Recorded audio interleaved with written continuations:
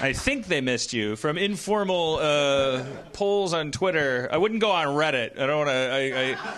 I don't want to go on there. There's too much objective clinical. I don't think Reddit wants you on Reddit. I don't think if you're being talked about on Reddit. Like Reddit doesn't want the town of Ferguson to be on Reddit. It wants to talk about because if it would get on, it would go, "Hey, we're a real town."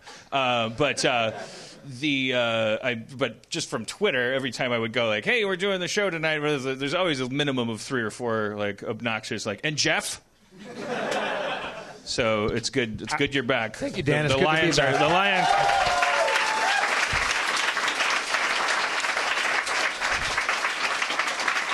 Oh, and I missed you as well. I am glad you're back. I missed you, and I was doing what they call playing hard to get. It's good. It makes a relationship stronger.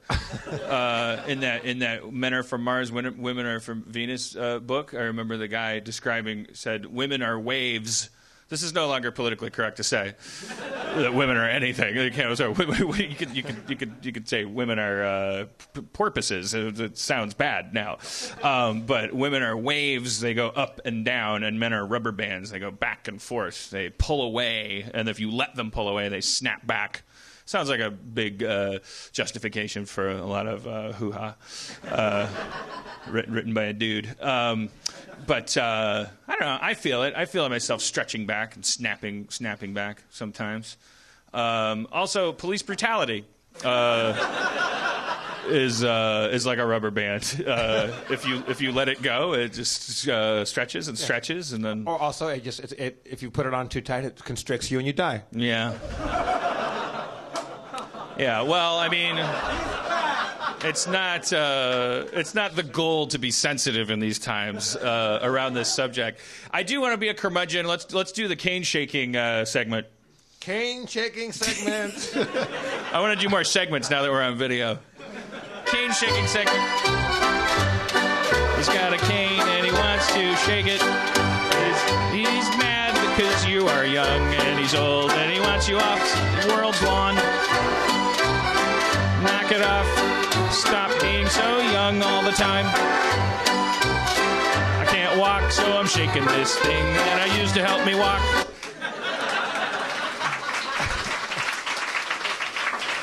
Dan, it's good to be back. So, I was listening to a police advocacy lawyer on, which is a great gig these days. It's the hourlies are like the police advocacy lawyer on NPR, and they were talking about the Garner autopsy and how the pathologist ruled it a homicide, and the lawyer's response was, homicide just means that one person's life was ended by another person. It doesn't mean a crime was committed. And he's right, I guess. But it really leapt out at me, and this is called the cane shaking segment, so you can't get mad at me for connecting these dots. I wanted to roll down the window and shout at the get ya. This is where refinement of language these are your bedfellows. These are the people who speak perfectly. These are the people who are very polite. They always mean exactly what they're saying, or rather, they never do. But they never say the wrong thing. They never use the wrong words, and they're advocates of murderers. But it's not murder; it's homicide. So get your shit together and get off my lawn. I do find it's kind of a rare, weird moment in the news right now, like a strange harmonic convergence where it kind of actually feels like the things that are in the news right now are the things that the news is usually distracting us from. There is the death of journalism is in the news right now, which is the most important thing to be in the news since the death of journalism. The Rolling Stone thing is a hot button. I won't touch it, but it has brought the concept of journalism dying and what responsibilities are and how journalism actually works to a generation that seems to maybe justifiably because of the new media overwhelming them with an increased every news cycle. Like, you know, there's a lot of old disciplines that have been forgotten, confirmation of sources and things.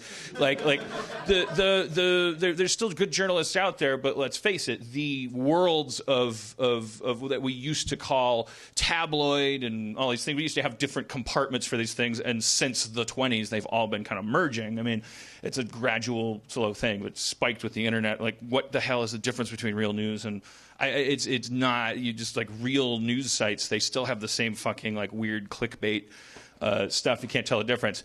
But now that cops are choking people to death and there's cameras everywhere, I don't know. You think maybe there would be like a little golden age resurgence of journalistic integrity? Maybe because I mean, there's crazy shit happening. It's becoming very clear that being a team player isn't necessarily, you know, the secret to world peace. Like, it's just been kind of a leitmotif last 20 years or so. Looking backwards, what would you call like the golden age looking back of journalism? When did you think? Oh, definitely 1985. I mean, was there ever a time that I read you the following review of Back to the Future. Scintillating with his beautiful locks of gossamer hair. I don't know. I told you when I walked out of Back to the Future, I was in New York as a kid in 1985. Was that when it was? Yeah. Yeah. And I came out of the theater like it's a mnemonic device. The whole movie's about 1985. All right. I told you this, right? I walked out of the theater, and everybody poured out of this Lowe's theater in New York on the West Side, and everybody was like beaming. Everybody was so happy. We almost kind of walked out holding hands, like it was the most together you ever saw New Yorkers in my life. And they walked out, and some guy was like, he was kind of like, I would put him probably at 35. I was at like 11 at the time, or 10, 11. And this guy just kind of shook his head, like, you know, kind of happily. He goes, Spielberg did it again. Did it. And we all kind of paused. He kind of ruined the moment, but we all were like, yeah, he fucking did it. He fucking did it. He presented it again. That screenplay took 7 years to write, by the way. Get off my lawn. It took 7 years to write. You can't just shit these things out. When's your screenplay coming out, then? It's 7 years, and it'll be good. And men stretch back. You got to let them stretch back. It's just a pulpit for my agenda. People shouldn't have to get milk. It's bad for you. Someone asked me to get milk. This is what I'm saying. I heard someone say what? They gasped, what? Just explaining. All right, so I don't want to do a homicidal cop spree segment. Yeah, I do. Okay, let's do it. Do you want new music for that? Yeah. Okay, let's do. Let's find something good here. Let's do.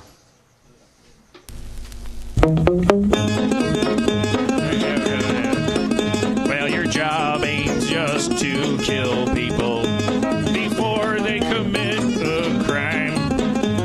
Sometimes you... Oh, what, who's this guy? Shoot him!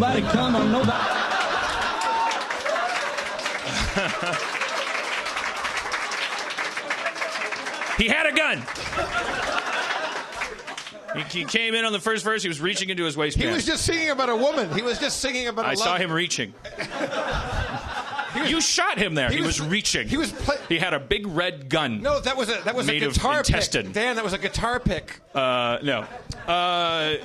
Yeah. Well, this is local. Hollywood and Highland. These guys, two cops shot a guy. I know nothing about this. I'm going to put a kind of a laughably afterthought thing, but it's genuinely like offered. Like I do know that there are cops must have it like really bad right now, all over the place. Many of whom do not deserve it. Like it's in the zeitgeist right now that cops are terrible people and blah blah blah. And so there are people who still have to get up in the morning and put on a badge and go to work. And they're, oh my God, the minute there was a crazy guy outside my front gate today, and I immediately remembered, holy shit, I need the fucking police. There's a million good ones, and I've met good people that also happen to go to work and risk their lives to be a cop. It doesn't seem like the time or the place for that disclaimer, but it also feels like I'm compelled to like create that balance because it's easy to fan the flames right now. Anyways, I know nothing about how the LAPD is doing. I know nothing about, since Rodney King, the Department of Justice like took over the LAPD, they restructured it. I don't know where we're at with that. Someone in the audience audience might know more about it. But and I don't know what the crime rate, how it was impacted. I don't know how much of that is phony. I don't know what's going on. But I do know that we were all praying when we heard the cops shot a guy like in L.A. in the midst of all this. Didn't everyone? One of the writers at Community voiced this and said, like, confessionally, I've never found myself just saying, please God, let them have killed a white man. Like it was just don't. The city just doesn't need it. Like it's just the rain is fucking with our infrastructure. Like it's hard to drive right now. There's all that oil after a drought, and the cars are sliding. Don't kill any black people. We just don't need it to happen. And it looked from the photos like a white enough guy. So we're all fine. Not that I see race. I was just looking like there's a split. You don't screen, see though. Race, Dan? No, I don't. Okay, yeah. Who's that? What's that guy? He's got a red hat. That's what he is. That's Anatoly. We know him. Who's that guy? He's exotic. That's it. Stand up. Show him how exotic you are. Whoa. That's all I see is the word exotic. What nationality are you? I am native Colombian and East Indian. Native Colombian and East Indian, but you have hair like a sexy Michael Landon. Great. I love that. It is sexy feathered hair. That's okay to say, right? That's not like a stereotype. You've got great Warren Beatty shampoo hair. It's really good.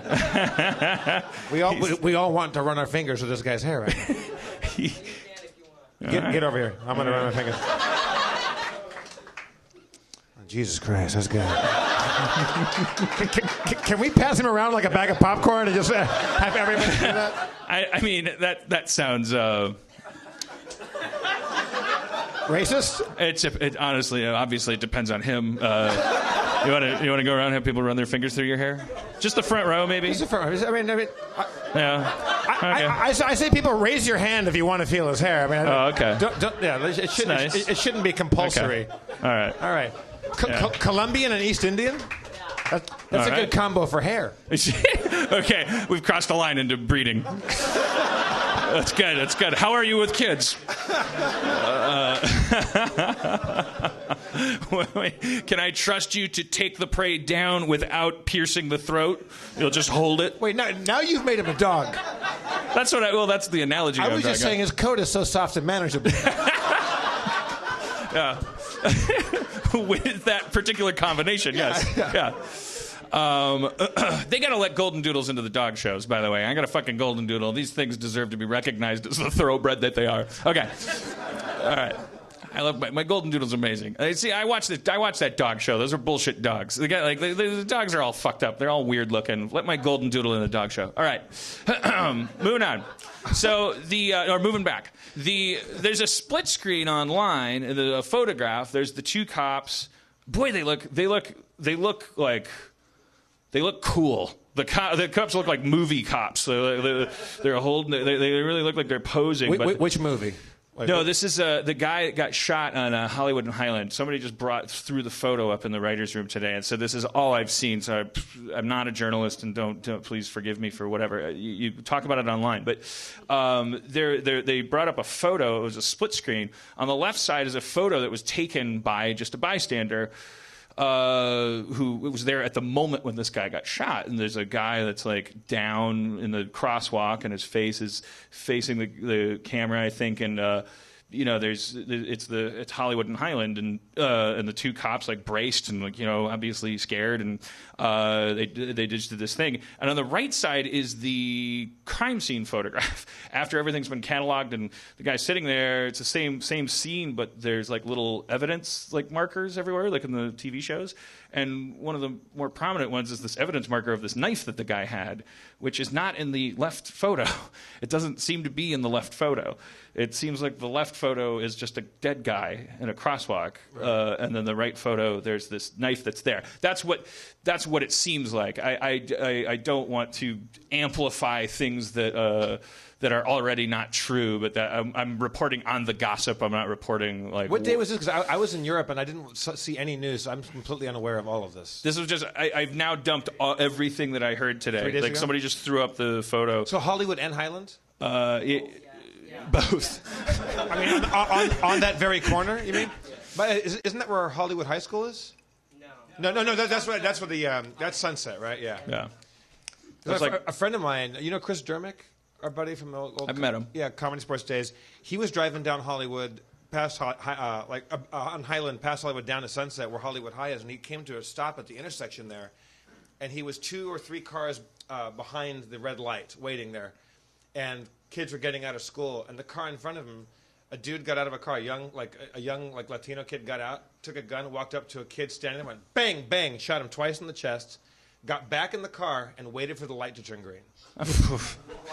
And nobody. Sounds like a Time Life book about like the Old West or something. Yeah, exactly. And no one, everyone's just like, no one did anything because the guy's got a gun. So like everyone just waited for the light to turn green. The guy and they drove off, but like not just whoop, didn't just drive off. Like politely waited for the light to turn green and drive safely away from the murder scene. Right. So then and this is that is the world in which police work, and that's what gets brought up in the comment sections on the other side when we're all going like, this is crazy, we're losing our minds, what is going on?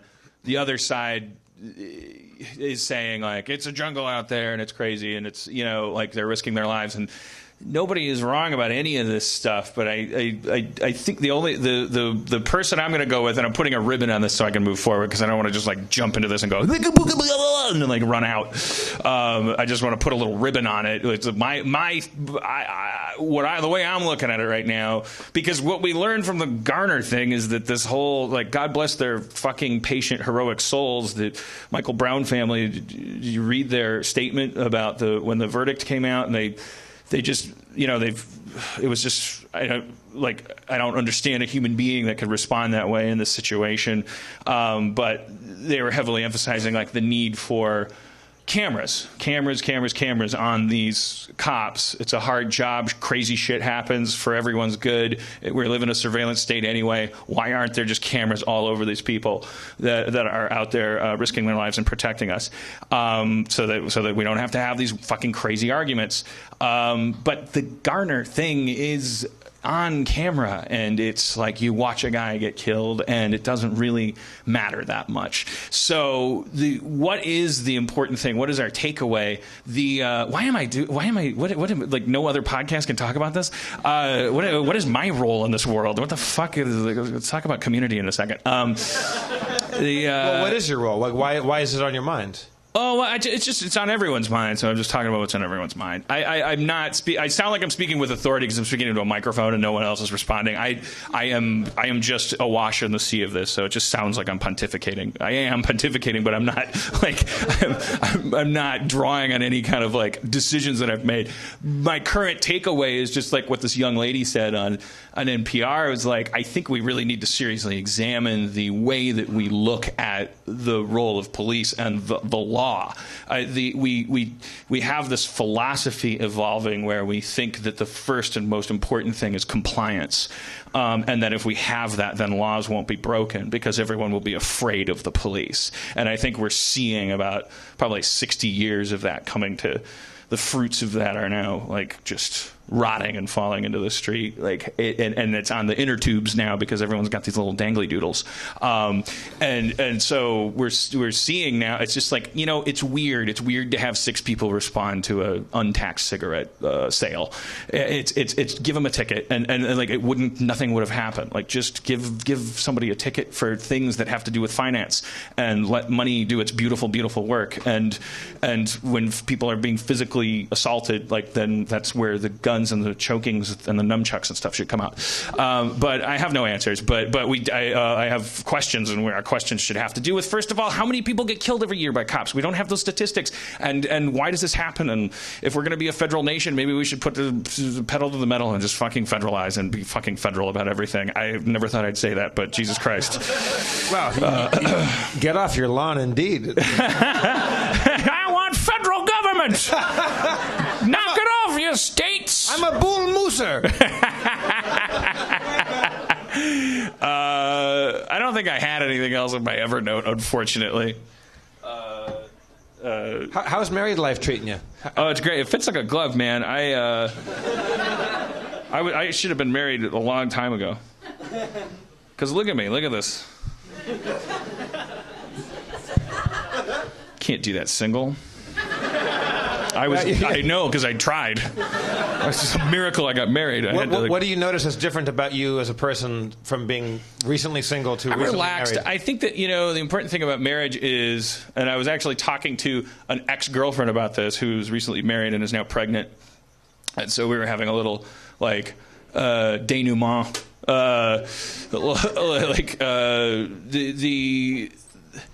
The important thing about getting married is the realization that not that the other person now can't leave. it's that you don't want to. I know that sounds like a silly epiphany to have. Logically, that's in the air, but emotionally, it really kind of hits home when you sit down. For me, it was like I was writing my vows, and I was like, this is an hour and a half of doing something that I've never had to do before. I'll never do again. What am I actually promising going into this union, and what do I feel, and what's my job, and all this is just sort of like clicking that happens, this docking of two pieces of a space station, it's someone yelped because it sounds like you're talking about fucking. Well, I think you delighted a lady back there. Tell me more. Marriage is when this thing slides into this other thing, and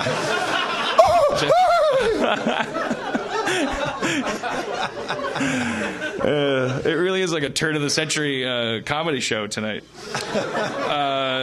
It just felt, it feels like now you have you get to have a moment to yourself where you're like, I want to be married. I want to be married to this person. That whole thing about somebody's, accepting someone's flaws and all, like there is like this changeover from a mode where something's wrong. You come home. There's no toothpaste. I thought we said we needed toothpaste for like 2 weeks, and instead of like getting haunted by the ghost of your dad and being like, "There's no toothpaste," you're just kind of like, "There's no toothpaste. I fucking signed up for this. I don't know." It's just kind of like what am I? What am I, an idiot? I married a woman that's not going to buy toothpaste. I'm not an idiot. So there's no toothpaste. Who gives a shit? What do I have, an emotional fucking position about toothpaste? Everything just calms down. It sounds like you might have a buried issue about toothpaste. I did. I bring that up because that was like a thing. That was like an epiphany I had in the. Whose job is toothpaste? Is it a shared responsibility, or it's nobody's job? Well, that's why you have no toothpaste. You got to assign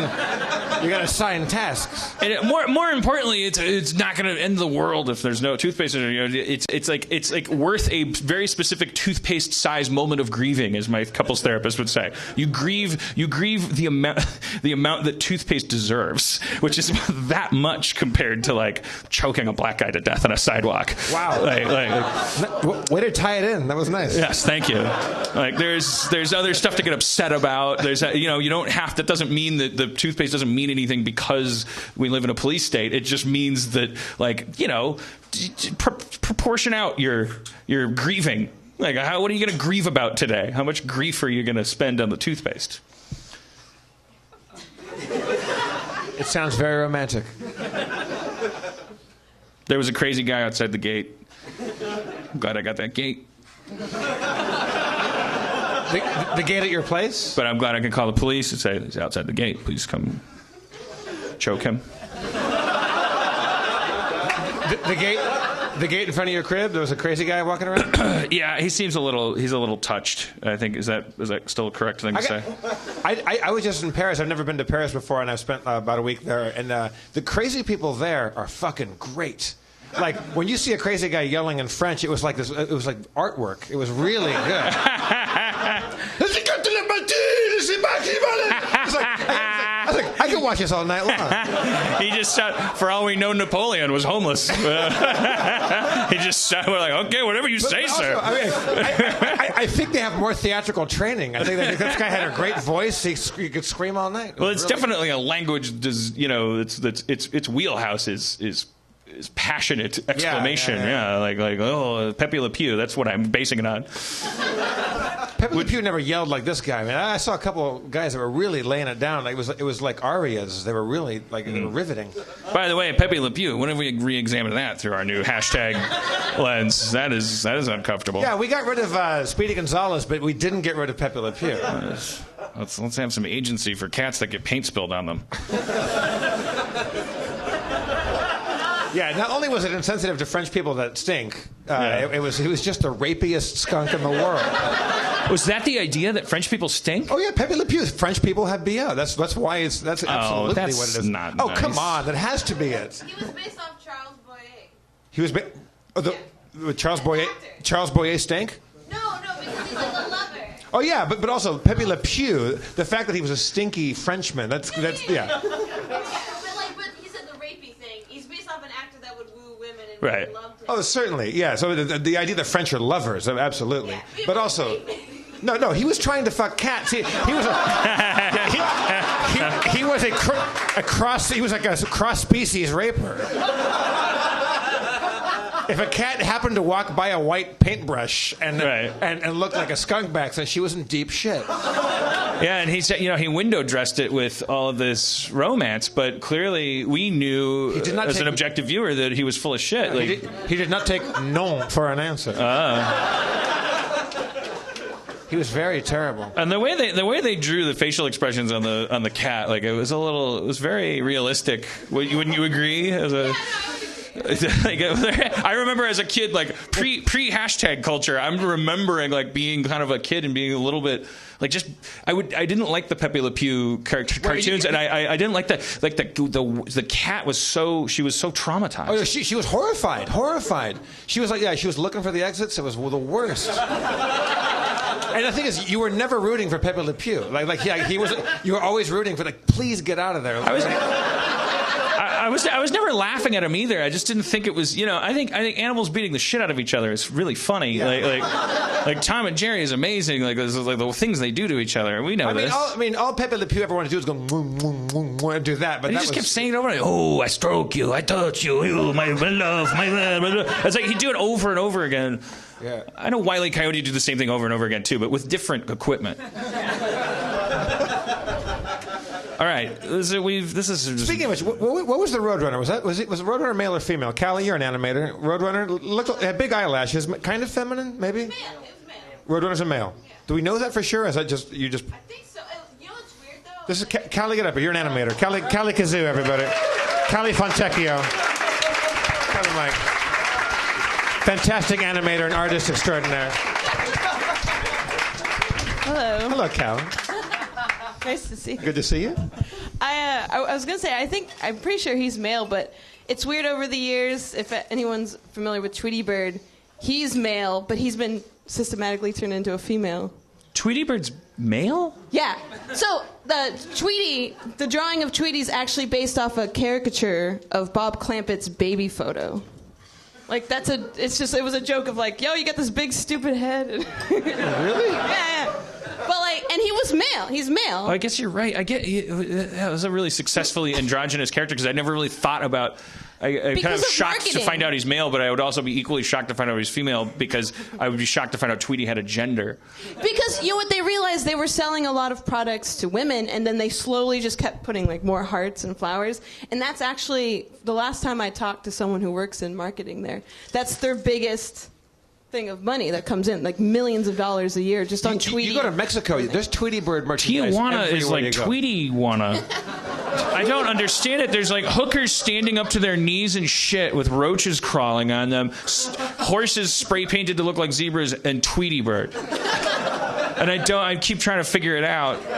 Yeah, they love Tweety and Taz. They love Tasmanian Devil Taz. down there too. Yeah, and Popeye. Popeye, really? Popeyes. Yeah, there's so many gangster Popeye. Wasn't there a moment when Porky Pig crossed over into kind of very feminine too, big long eyelashes? Oh, they've all done that. That's the running gag with all of them. I mean, Bugs half the time is making out with characters. Well, no, left and Bugs right. is doing Groucho, where Groucho plays a lady. He's doing a character where he plays a woman all the time, and Bart Simpson does that too. But they started drawing. We all do it. Chuck Jones. Oh, Chuck Jones is the one who's famous for drawing everybody with very effeminate eyelashes. That was his gag, I guess, because most of his cartoons have that, and you can see that even in the Grinch movie that he did. Everyone's got the big super long eyelashes. How'd we get off on this? What are we talking? I have no idea. Oh, we're talking about Pepe Le Pew. He's very rapey energy, and it's energy. It's he's really advancing himself on the woman. Yeah.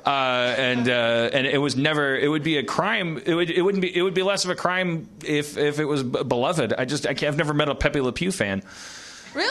Yeah. I actually I've seen a lot of merchandise for the girl. Like that will be on girly stuff. Really? Yeah. The traumatized girl? Like pajamas and things like because sometimes I think there was an episode where she does like fall in love with him. You're right. Like she goes after flips him. it on him. Yeah. Why does that happen? Does she get knocked on the head or something? Yeah. She goes Yeah, after yeah. him. Yeah, and then he's like, oh, I be careful what you wish for. And then he hates it. Once He's like, it's turned on for him. some reason, I don't like it when they want it. Yes. See you next week. Yes. I am what they call le top. It was the only Looney Tune in history where Porky Pig came out at the end and said, think about it. He was very lucid. He didn't get very tongue-tied. Talk to your children about this. That's not all, folks. Look into it. It's weird. Like none of that would fly today, but they're all based on like sort of stereotypes and like kind of adult themes and things like that. Yeah. It's like someone stuttering like we'd be like, oh, don't want to. Yeah, well, that's true. Yeah. Like any kind of recognizable affectation, you're in a minefield now. But that's good. I think that's I used to blanch at that, but now I'm like, okay, my challenge is to like somehow figure out.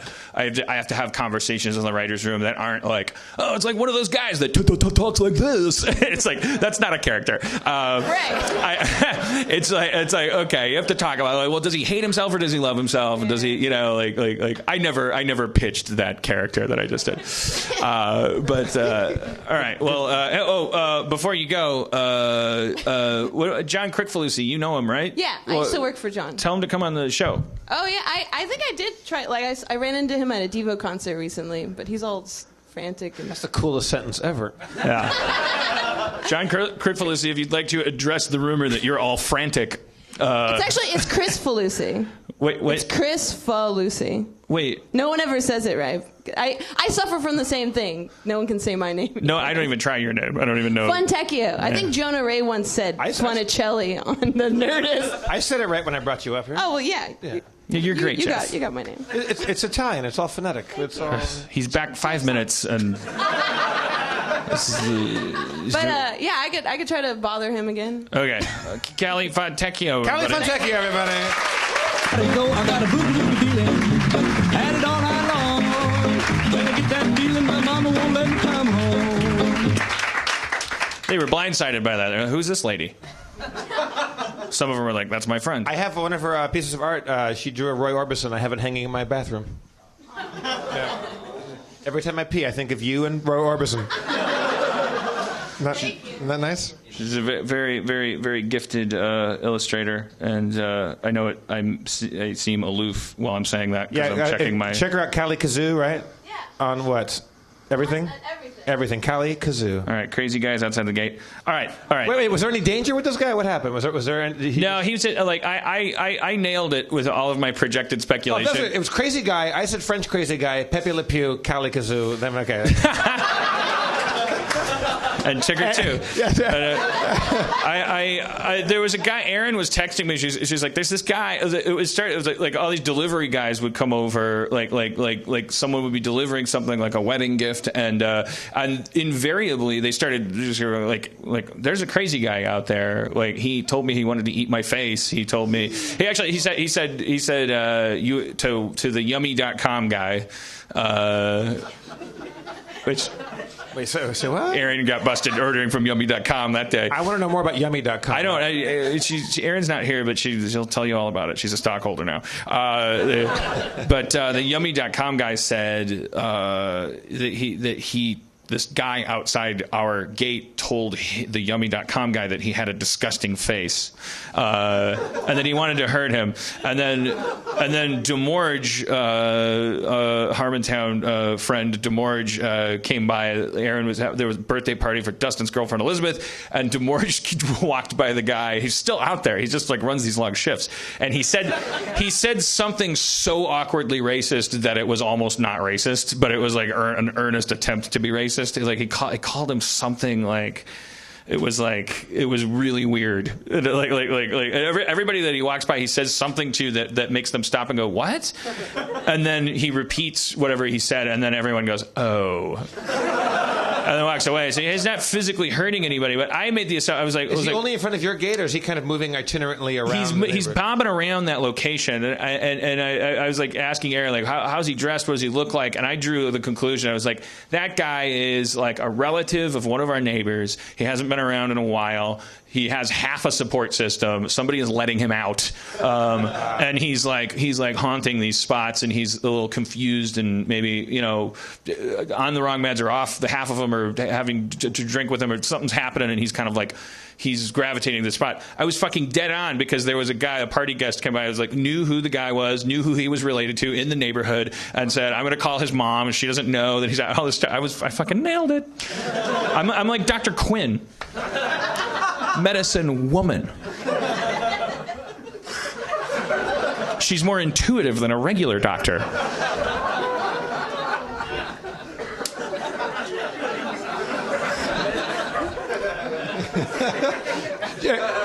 Dan, doing a camera take doesn't save that bit. You can't just appeal to fake people out there. All right. So no more. I got no more Evernotes. But the show's only just begun. I have a special friend here. He's come to L.A. and he's bopping around doing special projects. And I saw on Twitter that he was in L.A. and I've been tweeting back and forth with him for a long time. He made one of the best shows in the UK and the world. He's no fluke. He's a repeated British TV showrunner with multiple successes, one of which you're a huge fan of. If you're willing to come up here and have a little chit chat, please come up. Creator of Father Ted and the IT Crowd, Graham Linehan.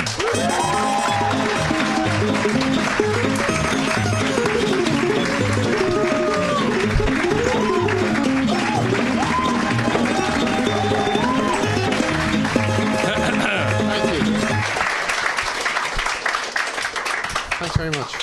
I think that the IT Crowd transcends even the Anglophile factor. I would assume everybody in this audience probably is the first to love British shit more than American shit. It's just sort of. I'm just trying to copy American shit. Yeah, yeah. I want to talk about that in 1 second. But the IT Crowd, I think, kind of stands out as this real export. I think people which probably explains the continued attempts to Americanize it. Yeah. Which I also want to talk in depth about. Why I'm here as well. Yeah. That's what you're here to help one of those attempts. Yeah, and the first attempt was a little bit of a false start. They boxed you out, right? I found out about it on the internet. Yeah. One day I saw, the pilot of the IT Crowd starts filming in a week or something. I was like, what? And they just didn't tell me about it. They didn't tell me. I didn't get a single phone call or anything. In fact, I think the people who did it. Sony? No, I think they wrote briefly on a little show called Community. Oh, wait, we're talking about, I know you're working with some of them now. No, it was a totally different group. The first time was these guys who took over when you stopped doing it for a while. Oh, was that Port and Garaccio? Yeah. They tried to do the first. I didn't make that connection. I didn't know that. Yeah. No, I try not to think about the whole thing. So I hope I'm not incredibly wrong here. But yeah, I think it's the same guys. Might as well be. Wait, the Port and Garaccio are doing what? They did Port and Garaccio did what? I think if I'd known we were going to talk about this, I would have looked it up again. But they did the original version of the IT Crowd with Joel. Which is online, and you can watch if you are hating yourself particularly. There's a crazy weird Velcro level coincidence factor in the relationship between IT Crowd and Community. I don't know how much of it is causal and how much of it is completely independent of each other. Joel McHale was on that attempt to do the IT Crowd. If you're correct, Port and Garaccio would later supplant me. We're running it. Richard Iowade ended up directing a Community episode. That's less coincidence and more just me being a fan of the IT Crowd. But before Joel McHale was cast or even considered for the part of Jeff Winger on Community, guess who I had dinner with because people were jazzed about him and they really wanted me to meet this hot actor. Chris O'Dowd was going to be Jeff Winger, like possibly. I did a little dinner with him. I was but Joel McHale wasn't even on the table yet. That's it was so weird. God, that's incredible. That's the one that really weirds me out. Because it might be because we're interested in similar things and themes, and we've got. I always thought Community was the closest thing to an IT crowd because I don't think you can do my kind of comedy in front of a studio audience over here quite as easily. I mean, the one we're doing here is going to be in front of a studio audience, but I want to try and help make it kind of work more as a US sitcom. Yeah, it's going to be multicam this year. Yeah, I think that's appropriate. The multicam is not by definition stupid, and one need only watch a British show or an old American show or Seinfeld. I mean, Seinfeld's not that old. It's like that's the last big sitcom, isn't it? That kind of, isn't it? Yeah. Friends and... Yeah, but Seinfeld did Seinfeld run after it? I can't remember. But anyway, these aren't that old. And also, things like Faulty Towers. Yeah. I just hate the idea of chucking all these things in the bin because they're supposedly out of date. It's because they satisfied people so much, that form,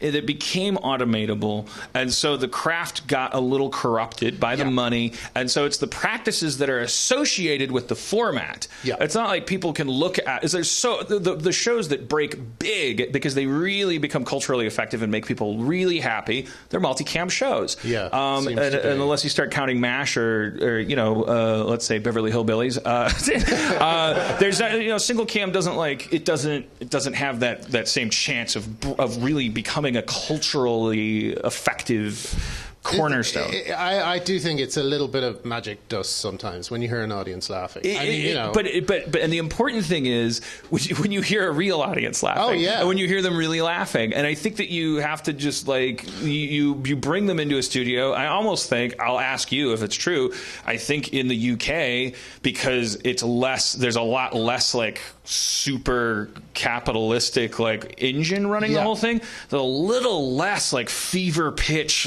juice that baby up a little bit. Yeah. Who's that guy in the front? Hey, you know who we're bringing in? The Hammer Laugher. His name's Todd Hammer. He laughs for $75 an hour. He's a great laugher. I think you might have a bit more technology as well around it. I mean, really, the only manipulation I do is when I overrule the audience, because they often laugh at things that either weren't meant to be funny or that aren't really funny, and I just kind of go, no, you're overruled. Because the thing that really makes people think it's fake is when someone laughs at something that's not funny. Right.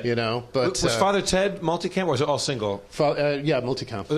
You did exterior stuff too. That was and we played it to the audience stuff on monitors. Yeah, I'm very, especially since the internet, especially since I can actually talk to people, I'm really, really serious about making sure that every laugh is real. And often, if what people don't realize is you're often going between 3 or 4 takes, and so the audience laughed, and then if we weren't to do anything to the laughter, the audience would just go, and then it would just cut off, right. And then there'd be a kind of little giggle, and you just kind of make it. The audience is like an actor. You're pretending. The audience suddenly you have to suddenly pretend that they're an audience watching a whole performance all the way through. I think it's a great energy to multicam stuff, for the actors, because it's like putting on a play. You rehearse all week, and there's laughs that get laughs all week, and some that go away, and some that change, and sometimes on the night, the laugh that was in the bank the whole time just doesn't work in front of the audience. Yeah. But so there's an energy to the cast where you're always alive, and the writers are there pitching lines, and there is a kind of an energy to a multicam. I love it. I love when something doesn't get a laugh and running out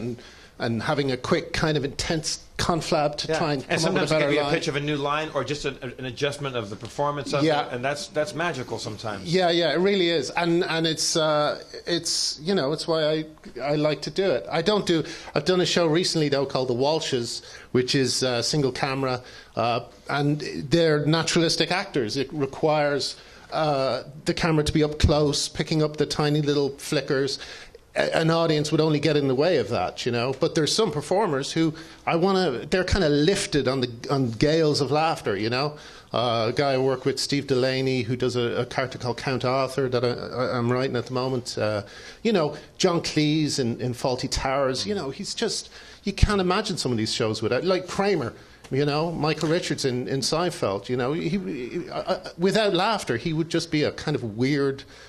But also, it's also holding for real laughter. When you come in and something magical happens, and there's a laugh that you actually, like Carol Burnett show, where they would hold for these giant laughs. Oh yeah, that's great too. And then like you as a viewer watching through your TV. I was a kid watching like Carol Burnett on my carpet in front of my big Zenith TV. It's like you felt like you were part of that audience. You were part of the tribe, but when you're watching that, I just don't think. I think it's just at the moment. There don't seem to be many good shows that have an audience, you know, but it'll change. It'll be one big show. It'll be great. Everyone will love it. And suddenly everyone will be like, why are you doing single camera stuff? It'll be the IT crowd because I'm sure you're at a great network that respects comedy. Where is it? NBC. All right. This one's going to last forever. I can't have this conversation into a microphone. No, you can't. Don't take him down with you. No, yeah. I mean, I'm still in bed with them. They're still, you know, and Community is now owned by 3 entities now. One of them is NBC. I can't begrudge them. We've got Chevy Chase doing Douglas though. That's that's good. Yeah, so that's fantastic. You're gonna need to go single camera for some elements. Then he is more machine than man.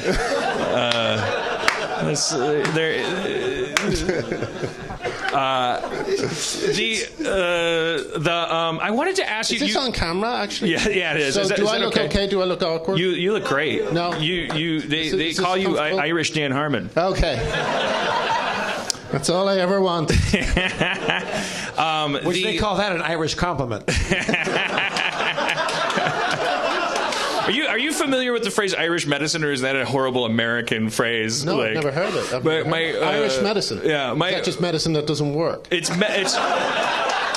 Irish medicine is saying to somebody who thinks they're having a heart attack but probably isn't, should I call an ambulance? That's great. Irish people would really approve of that. That's great. Irish breakfast is a whiskey and a cigarette. What is it? That's a Mexican. Okay, all right. We had a book of American slang, and it was just filled with. It was just like everything's like a Chinese landing is a crash, and okay. You guys are going to be okay. If the book was written in 1903, and you're going to be fine. That book was flagrant. Yeah. Really amazing. I mean, it was really amazing the formula that would develop. Like, everything that's Chinese was backwards, was an inversion, and everything that was Mexican was, like, slightly less so. Oh, this is a real book? Yeah. Oh, okay. It was just like, you get to the C's and the M's, and it was like okay. This is a whole book of just racist terms. Yeah. It's called a Dictionary of American Slang, but it was really just, like, it could have easily been called a Dictionary of Racist, like, modifiers. I saw a book today. I was in Barnes & Noble, and I saw a book today that was called something like, I don't know what it was called. It was called something like, one bit of it was normal, but the other bit was crazy. And it was, the subtitle of it was something like, The Guns of Bad Men. It was a book of guns, and it was just, this is like an encyclopedia of guns of bad men. Guns like Bang Bang? Or yeah, but that's how it was written. The Guns of Bad Men. Like someone thought, what do we call this book? The Guns of Bad Men. Is it like Billy the Kid or who? Yeah. It was all. This is his weapon. He used this kind of thing. But it was just that weird title. I just thought. Well, maybe that was just like that was the end of a long dinner with like a frustrated literary agent. It was like, no, God damn it, because no triggers and tribulations. And the lit agent was like, do you understand? Everyone regrets buying this book. We're going to be lucky to sell 5 copies. I'm going to title it for you, all right? It's like, oh, yeah, you wish you could. Yeah? Fucking... There's one guy at the back who never gets to talk. Guns of Bad Men! I wanted to ask you brought up John Cleese, who is credited with a thing that exists in the UK that doesn't exist in American TV culture, I heard this from, I think, Edgar Wright. There's a phrase for it, something to do with 4 seasons and out. Like, do you know what I'm talking about? No. Fawlty Towers was four. You guys call them series. We call them series. Oh, 2. Yeah, only 12 episodes. I'm already wrong, and I haven't even started. But there's a set amount of episodes that a British TV writer looks at as being dignified, and beyond that, you're just like, what am I, American? I love that. I love that Simpsons joke where it goes, Britain's longest running sitcom. See all 8 episodes next week. But it's because we don't. There's not really a team writing culture, and so you can get burnt out. You know, like I was quite proud of getting as many series of IT Crowd as I did, because it was. When you're writing your own, you know, it's just not. I realized too late, this isn't fun. I'm not enjoying this. You know, and you get worse and worse every year. Not you, me, the royal you. I just like, I feel like I'm dragging my brain along concrete, and it's like this dog that won't heal. And I like, in order to be as good as a season 5 episode story, I just have to hurt myself, and it's kind of sad. Yeah. But do you feel that even with a team? I mean, isn't it easier? The team isn't it fun? Can only. I mean, like the team has this tremendous amount of power. If I ask them for 50 names for a new disease, if I can quantify it, if I can give them instructions, they are so much more talented than I could ever be about like jokes, you know. But I'm a victim of my own Christ mythology. Like I've been fired and rehired, and I can't. These kids that are the only people that would work for me, they're so talented and so reverent. There's no. I can't just say, You guys write a story. It's like just come in and wait for me to get tired of Minecraft, and then like, okay, now he's going. I don't know. I'm not a good leader. I don't know how to run a room. Right. He said it. Fire him. Yeah. The last time I said that, was. But it's still, it must be better though than, I mean, the whole thing, the conversation with me goes, is this funny?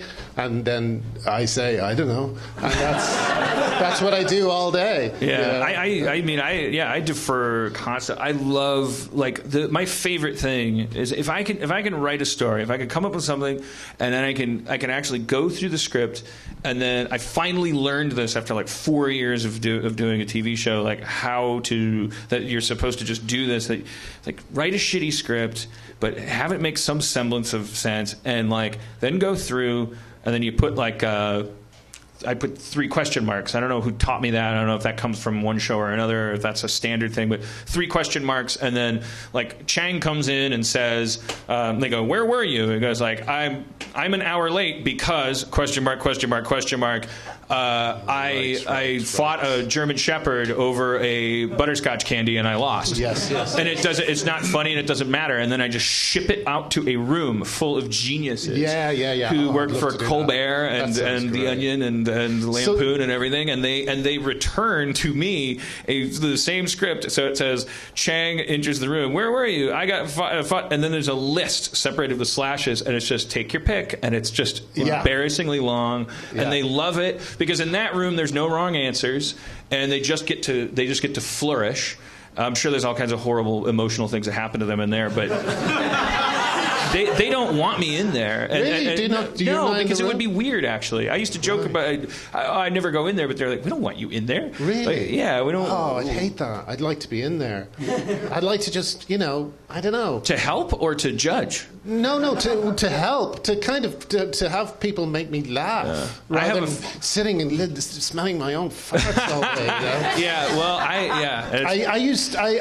Twitter's been interesting on some of that, because sometimes people suggest things, and and you rarely get something good, but God, someone said something brilliant, and they said it's really funny. They just said, I was on the toilet today and I couldn't get up because the cat fell asleep in my trousers.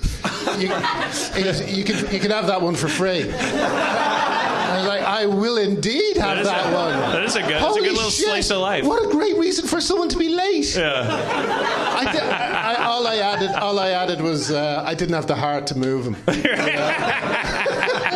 That's a great little specific. Yeah. That's what good comedy writing is like a little specific textural. Oh, shit. And another thing happened on the last series. There was a competition that was done for some charity, so I couldn't say no. I didn't want to say no, but they said the thing that was auctioned was a chance to get your name in one episode of my new show. So I said okay, thinking the name would be Roger Smith or whatever, and the name came back, and it was Rocky Fuglar Hegarty. That is a Monty Python name. Yeah, but it was kind of a bonus. But the show I'm doing at the moment is sort of set in the real world. So I was trying to figure out a way. And we just kept... And finally, I got in touch with them, and I said, are you... Because I was finding it so hard to place it. And I said, are you serious? Is that really a name? Is that a real name? That was the competition. Don't give me any fake made-up names. And they said, no, that's our dog. Our dog is Rocky, and our family name is Fuglar Hegarty. Oh, sorry. I thought that was funnier as an ending. No, that's a little disappointing. It was kind of annoying. But Fuglar Haggerty is funny in its own right. I guess, yeah. If the name was Tim Fuglar Haggerty, it's still funny. It would still be bad. So in the end, a guy has to kind of make up a fake name, and so it worked that he was... I hate making up names. Me too. My scripts are filled with... It's like the casting director goes nuts, and she goes like, do you understand these are human beings? And I can't offer the part of suit guy to Jeff Goldblum. Like a sweater person and other guy. Do you know who's amazing at that is Arthur Matthews, who co-wrote Father Ted with me. Mm-hmm. He's the one who came up with names like Father Noel Early, and on Toast, the new series he's doing with Matt Berry. Yeah, Clem Fandango. Clem Fandango. No, Clem Fandango. Ray Purchase. Ray Purchase is just... If you've not, probably a lot of you have seen Toast of London, but if you've not seen Father Ted, please go rent that because it is delightful. It's so fucking funny. Thank you. I do want. So you guys IT Crowd got a 5th season, commissioned. They said, give us a 5th series. Yeah, they wouldn't have turned it down. I don't think I ever kind of... And then you just no, I know what happened. I tried to write a 5th season, and I just got really tired, and I thought, no, this is done. But I had enough ideas left to make the special. So, because I really wanted to do Douglas doing Secret Millionaire, and I had one or two other ideas that I thought were funny, and so I just really tried to squeeze them all together. And and then when you moved on to something else, did you find a rejuvenating energy? Yeah, okay. Absolutely. I'll write Community forever, but it's just man, it is like flint against steel. But it's like Minecraft. It's just a machine over here. Just the desire for more. The Simpsons blows me away. All due respect to the I hear it's gotten really good again, or like one season ago it was really good, but it's just crazy how long it goes on. And South Park too. It's just endless. It's amazing. I can't imagine how the Simpsons is able to. I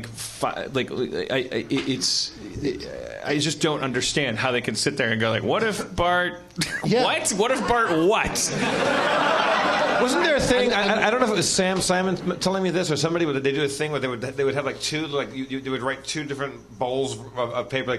There was a line of A stories and B stories, like a garage sale, and then someone goes to the moon, and then they would just pick two at random. Really? I don't know if that's true. And that was great. Do you know what I used to love about The Simpsons? The way you can look at an episode of The Simpsons, like in the golden age, and the opening 60 seconds will happen, and you'll have no idea what the rest of the episode is. Yeah. No, that was delightful. Yeah, I was very inspired by that. I don't do that on Community or anything, but like I think that's so fucking cool because it's you cannot. You're like, this episode begins with like, hey Marge, where's the little watermelon? Let's go. We gotta go get more watermelon. And then 7 minutes into it, you're like, oh, this is the outer space one. It's incredible. It's so weird. But the thing about it is, I think the biggest problem with it is because they're the same age. There's only so many times they can do certain emotional storylines. Like, I used to love when The Simpsons got sad. Like, you remember when Homer met his mother, and the shot of him watching the highway at the end. Oh my favorite is when Dustin Hoffman is the substitute teacher. You are Lisa Simpson. And someone was telling me there was a change on that. The script I said. I spoke to him on Twitter about that. What was he said he still loses sleep because the line "You are Lisa Simpson" didn't have an exclamation mark. But it's better without it. It's better without it. He's crazy. I cry every time I say it. I cried the first time. I'll still cry right now thinking about it. It's the best. Yeah. No. And the exclamation point would have for me would have softened it a bit. Or might have given her a fright. Why are you yelling at me? Is Spencer? I didn't see Spencer when I came in. I don't know. Do we have a Spencer? He's taking the week off. I think he's not coming. Yeah, he's not coming. Shit. This show is even better organized than it appears to be on when I'm listening at home. But I was impressed that he actually exercised and said, like, I'm going to take the week off. And then I said, Jeff's coming back and Graham Linehan's coming in. And his text back was, fuck. Which I thought meant he might come. But I think maybe he... Yeah, that's good. That's a way to connect that dot. It's good to be back. You missed Adam Goldberg, didn't you? No. Hey, Adam, how you doing, man? Are you here? Yeah. Good to see you, brother. I haven't seen you in a long time. So you're working with my old friends Neil Goldman and Garrett Donovan, who started Community with me. They were. Wow, if there's a Community biopic, whatever that would be, like the story of the behind the scenes of Community, there's no way you can make me the protagonist because I'm a psychopath. Who would you cast as you in that biopic, Dan? It's Robert Downey Jr. It's embarrassing that you had to ask. The lack of hesitation is what's embarrassing about it. It's that kind of gallant wit that only RDJ could capture. The protagonist of the movie about the making of Community would have to be Neil Goldman because he's like he got assigned essentially to he had an overall deal with this company and they got assigned to kind of wrangle this show by this guy who had never run a show, and I always wonder about the world from his perspective back then. He's over his there. memories. Hey Neil, do you ever want to come up and talk about anything? I do not. Okay. That's why I call him the shmoo back then because he's politically facile. Like he knows he's got a bigger house and he's going to work longer and has worked longer because he knows how to he doesn't have the ego and the what do you call it, the backbone. Wow. Graham, who plays you in the biopic about you? Shit! Now I don't have a fast answer. Damn it! I'm gonna go Liam Neeson. No, I'm gonna. What is it about Liam Neeson? I don't know. He's Irish. I like the way Liam Neeson suddenly is the guy you call to kick ass now. It's amazing. They got my number. I'll watch it anytime. Liam Neeson fighting a pumpkin. I don't care. Dan, how would that go? Hang on. Let me see if I can find a sound cue for that. I think I might have it. Where the fuck is? Is this the trailer? This is the voiceover from the trailer for the Liam Neeson versus a pumpkin movie. Okay, I don't have the music. You just go. I want you to understand something. Pumpkin's just lying on the floor by the phone.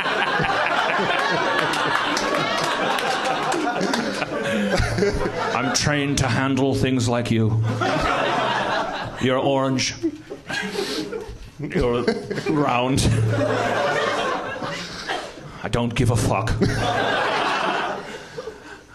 I have a certain set of skills. I'm not gonna. Now I'm just doing like the Weird Al Yankovic version of. I can thing. stomp things. It would be more interesting if Liam Neeson was warning you about pumpkins surrounding your camp. They don't care if you don't. Hey, have you seen the Jurassic Park trailer? I saw like a little. Were people cheering for it? The park is open. Doesn't it look bad? There's a new Jurassic Park? Yeah. But there's a line in it. There's a line in it that's the worst trailer line I've ever heard. It's unbelievable. No, that's not it. There's apparently they've created a new super dinosaur, right? Right there. And that's established. And then later on, halfway through. See right there. That's a good movie. That's a good movie so far. Yeah, so far. But this is the trailer bit. And if this is in the trailer, can you imagine what the film is like? But he says someone says that depends. And someone says that depends on what? And he goes, that depends on what kind of super dinosaur they've created in that lab. No, I did not see that. That's not it exactly, but that's more or less it, isn't it? What the hell is that? That's not a cool line. That's not yippee-ki-yay, motherfucker. That's shit. That's like in the 50s when they called spaceships and ray guns and robots. That's like if you were asked your 90-year-old father to tell you what the film was about. Apparently there's a huge dinosaur in a lab. It's like, and it's the fastest I've seen. I mean, that guy from Guardians of the Galaxy. Right. Yeah, it feels like, that feels like a bad decision. To be in that movie, I think he'll be fine. Yeah. He'll be fine. I think the film might be bigger than him, and it might... Like, there's a bit when he's racing raptors. What's he doing racing raptors? He's gonna be the sexy, awesome raptor trainer. I know. It's like we were talking about... I learned from Jurassic Park 1 that velociraptors are cheetah speed. Yeah. He's gonna be... That's the thing, is like there's a little bit of insidious genius to that. I can't tell if it's the dumbest thing or the smartest thing in the world, that the raptors, which are the Ron Silver in Heat Vision terms of the first movie. I couldn't think of another analogy. I can't. My brain is dying. They're the Ed 209. The Ed 209. That's great. Thank you. The Ed 209 of the first movie. Like they're that impulse in a sequel to like. They're the good guys. They're the good guys because you see a shot of like Chris Pratt on a four-wheeler and there's like raptors running alongside him like golden retrievers. He's like. But I was looking at that. I was thinking, is he racing them or are they chasing him? They better be chasing him. I think he's showing up to save the day, because here's what I think about Chris Pratt's character. Here's my prediction. Like, there is a cheetah speed guy, and now he's the bad guy. There's got to be a guy that's like, come on, you raptors! Come on, you lot! Ants! He's got to be British, and Chris Pratt comes up and goes like, they don't respond to negative reinforcement. Oh, yeah? Well, you know who else didn't respond to negative reinforcement there? King Kong. He was a big one. He's just as dead as all these fucking lizards are gonna be. Just gotta disagree with your attitude. And then he's like, well, let's see you get this lot into the cage. And then he's brought his own raptors from like Site 9 or something. And he goes like, Rutger, Zippo, whoop, whoop. And he blows into Sam Neill's esophagus mold, whoop, whoop, whoop, whoop. And the raptors like go, hey, and they do what they're told, but they're kind of like, there's a begrudging respect. He's like, how'd you get them to do what you want like that? And he's like, I didn't get them to do what I want. I let them do what they want.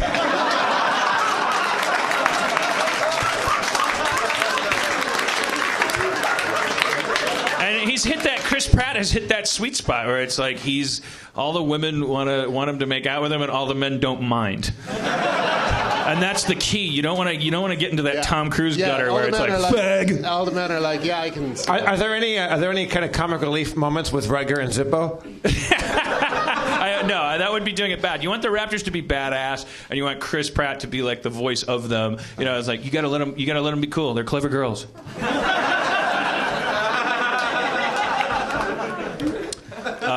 I think, but he'll be cool because I mean, the thing in American movies, going from TV to movies, there's some rule. It's like you get two movies. You could do a shitty movie and then a good one. There's like math you can break down. Like Seinfeld couldn't survive it. Like the math is unforgivable. Like going from TV to movies, But if you go from TV to movies and you get like you can hit like these thermal vents of success, and then you have a 25-year career. Yeah, Matthew McConaughey, like he went away, and now he's riding high in a thermal right now. I'm just speaking strictly about like TV actor, making that jump where it's like, because there is that, like, we kind of haze people. We go like, what? I don't want to watch Eddie Murphy in a movie. Anyways, how about those cops, huh? Hey, yeah. I see your retweets. You're kind of a dissident. You're on the side of the anarchist. Yeah, I'm on the side of people who don't kill people for no reason. But it's a bold stance, Graham. But for an Irishman, if you adjust for Irishness, that's... But no, I just think that I try and retweet things that aren't going to inflame things. I try and be careful. I after a few early mistakes on Twitter, I'm very careful before I tweet something that looks like it's going to just kind of burst into flames. You know what I mean? So do you address? Because I noticed you don't. But what you were, sorry to interrupt, Dan, but what you were saying earlier. No, fuck you. To me, it's the most fascinating thing, because it's the camera thing. It's the fact that we all have cameras, and it's all this stuff has just been going on forever, and now we can just see it, and it's like a light's been switched on. And everyone's going, oh, look at all this shit in here. Yeah. And that's what I just find fascinating about it. And I think that I like to try and make the light reach further. And I got a big for me, a big following. So I get to, spread it about a bit. This is an interesting analogy. People tend to think of it in terms of bandwidth or like extra channels and things, but to think about it in terms of like we've been groping around in the dark, in candlelight or something, and then to have the lights go, and there's this sort of like, oh my God, that person looks completely different than I thought they did. There's more people over here. They weren't even making any sound. Now I can see them. And there's some people that are reacting to that. There's part of the human instinct that you scream in terror and you start doing crazy shit. And then there's other people who are like, wait, we can scientifically find out more now. Yeah, but the problem for the police, I think, is that I would imagine there's a few systems that they have in place. If you get, if you shoot a guy and they just drop a knife near the thing, and but that doesn't work anymore, because now there's two shots, and do you know what I mean? And everyone gets and I don't think that. I think that they're just going to have to adjust. Yeah, it'll be interesting to see how that plays out, though, because it's like we have this like overwhelming tendency to side with the system that keeps us safe at night, and it does keep us safe at night. And it's like one of the most disturbing things that we're seeing is the revelation of, I think, as Jeff has always said, we're a right of center country. We can talk all we want about how we have a bipartisan system and blah blah blah. We are in an empirically ideological spectrum. We are right of center. We're a fucking empire. We'd have to be right of center. We can't be centrist and control the planet. We have to have like a conservative slant on things. We like the way things were yesterday a little bit more than we like things are going to be tomorrow. Yeah, we didn't have to think about any of this stuff in the past. The cops were great, the criminals were bad, and even if we don't like cops, even if we have no reason to love them, and it's not going to line our pocketbooks or anything, there is a muscle that flexes when somebody says in an article, this guy's forget about cops. Like, let's broaden this out into. I don't want to fan flames with my language, but can we just speak and stuff? The rape culture consciousness, this whole thing, everything that we're talking about right now. There's a phenomenon that happens, I think, when you read a piece, when somebody is activated and somebody is being an activist and they're writing an editorial piece. There's a muscle that I feel that reacts like before I even know what I'm doing. Yeah. I want to compensate because I don't want to all at once just be told that everything is darkness and blood and terror and wrong and what I thought was black is white. But I think the way you can live in the modern world and be okay about it is you got to think to yourself, you're helping the good cops, The good cops don't do stuff like this. Right. So if you're shining a light on the bad cops, you're helping the good cops. So if we want to help the good cops, we've got to do this. We've got to try and get the word out about the bad cops. But when do you get mad? You said you retweet. You kind of curate. You present these articles, and I click on them and I go, "Wow, Graham's this is the kind of guy I want to be." Like he reads. I just click on what you read and I skim it and I go, what's fucked up?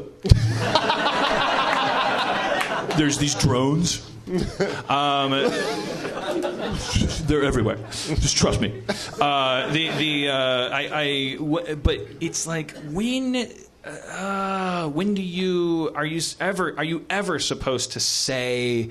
It's a dumb question because it's like it's a case by case basis. I think there's some people on Twitter that we want to. I don't want to hear what Angie Harmon has to say about it. I don't want to hear what Dan Harmon has to say. Probably so, like there might be other people that it's like fuck yeah, I want to hear what Patton Oswalt has to say about. But it's the other people I'm more interested in. The people who are like near the scene and take a picture. They're they're the people. That's one of the reasons I love Twitter. It's brilliant being in touch with people like you and other people I admire. But it's also great to, when something happens, to drill down and find the first person who saw it. Yeah. That's the thing when you talk about like the light coming on and seeing all the cockroaches that we didn't know that were there on the kitchen floor. Now, the implied fear for me is that the light can go out, and when that light goes out, we're going to be fucking horrified. That's why I think everyone should be a member of the EFF over here, the Open Rights Group in the States. The thing you should fight more than anything else is your internet rights, because we suddenly have this ability to see, and to talk to each other. We can, and it's being chipped away all the time. Just little things. Kind of like net neutrality and all that sort of stuff. They're constantly trying to stop us from talking to each other. But, we've suddenly got a bit more power now. We shouldn't give it up easily. We're going to look back on these days and we're going to be like, holy shit, you could... Yeah. Can you imagine? I mean, don't you... I mean, I think there's a lot of bad things about it. I feel sometimes that I don't have as many physical friends in meat space, as they say, as I used to. And the people I know on Twitter and so on, I know them in a very kind of light way. I mean, you can literally just make them go away if you want to. I think all that's a bit sad. But at the same time, I think there was some way in which we were all a bit lonely before this. And suddenly we can all talk to each other. I think that's incredible. And when people used to kind of come down hard on Twitter and Facebook, I used to get really annoyed because like the Social Network film just really annoys me. Because Sorkin there is just basically like, you little nerds. He said in an interview, they said to him, "Are you on Facebook?" And he says, "No." He says, isn't this fine? Having a conversation? Not everyone gets interviewed by journalists, and you see it as well. Comedians, making fun of it. Not everyone's, got a microphone in their hand, and it's this kind of jealousy of wanting to preserve the stage to yourself because you're a writer. Or, it used to be that when Aaron Sorkin opened his mouth, everybody would listen and no one would be able to talk back to him. He hates that people can talk back to him. Is that? I mean, it's probably the part of me that overlaps with Aaron Sorkin thinks that probably another thing he hates, because before he hated it, he had some dalliances. Yeah, he had a couple, like I did. Like when I got rehired for the 5th season of Community, I was on a high, and I wanted to have a conversation with people. I felt good about myself again, and within 3 conversation threads, I created 4 TMZ headlines, and then I recoiled, and I was like, well, Reddit is. I could have easily said, well, Reddit is stupid. What I instead said, I probably say that all the time, but the reality is Reddit is not for me right now until I am back to being a conversant on equal ground. There's weird things out there. As the whole hashtag outrage thing is so annoying, and I agree with Patton Oswalt that that it's dangerous for comedians because you have to watch yourself so carefully. You can't really develop. Twitter's not a good place to develop material. Let's put it that way. And Graham, do you engage with your detractors, or do you go back and forth, or do you leave them? No, I block them. I love the mute button. That's my favorite thing. The mute's pretty great, but if they talk directly to you, it just goes right to you. We were talking about this the other day. Muting. No, once I mute them, they're gone. I never hear from them again. But if they say to you, if they say at Glinner, no. God damn it! So. I can never get this straight. Does anybody have this straight in their goddamn head? And I like to ask them a question just before I mute them. I like to say something like, "What makes you think that?" And then I mute them. If that's really what mute is, and I'm muting everybody, I could swear I think that mute only works with people that are like, hey, I'm live tweeting the Super Bowl, and it's like, I love you to death, but don't live tweet the Super Bowl, and then you mute them because they're not talking to you.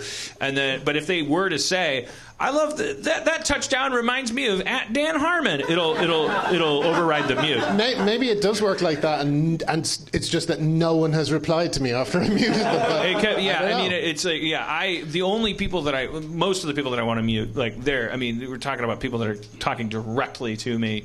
Yeah, I only mute, rude people or people who say something that's just so dumb. Or one guy like today who said, I said, does anyone know any good places to eat in Los Angeles or something? And he replied, no.